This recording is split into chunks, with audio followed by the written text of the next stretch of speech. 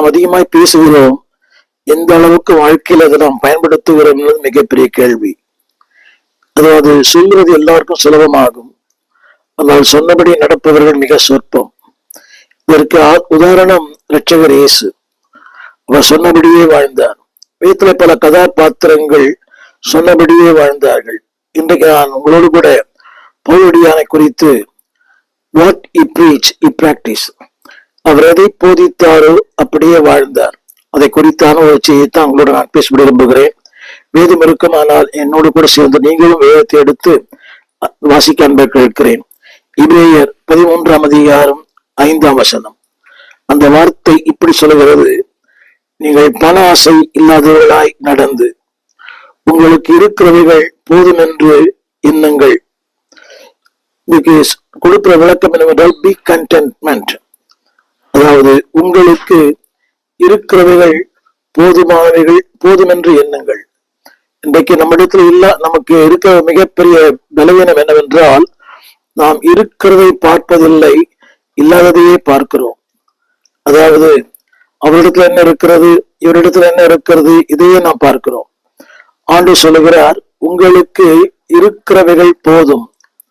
இது ஆண்களுக்கும் பெண்களுக்கும் ஒரு சின்ன பலவீனம். இது அது தேவை, இது தேவை, இது தேவை, இது தேவை.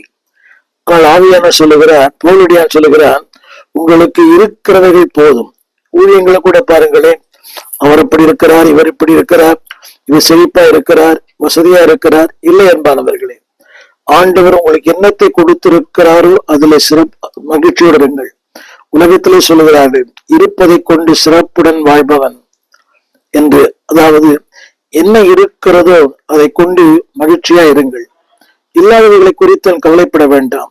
வாட் காட் ஹஸ் given, ஆண்டவர் உங்களுக்கு என்னத்தை கொடுத்திருக்கிறார் அதுல மகிழ்ச்சியா இருங்கள். ஒருவேளை ஒரு சிறிய ஊழியமா இருக்கலாம், அதுல மகிழ்ச்சியா இருங்கள். ஒருவேளை ஆலயத்தின் பின்னணியில ஏதோ ஒரு வேலை செய்யலாம்.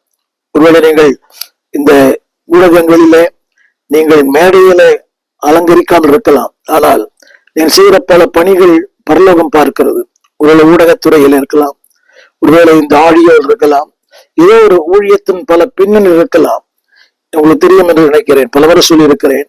ஊடகத்துல நான் பேசுகிறேன், ஏறக்குறைய 7700 செய்திகளை பதிவிட்டிருக்கிறேன். இதற்கெல்லாம் காரணம், இதற்கு பின்னணியில் ஏராளமான மக்கள் வேலை செய்கிறார்கள்.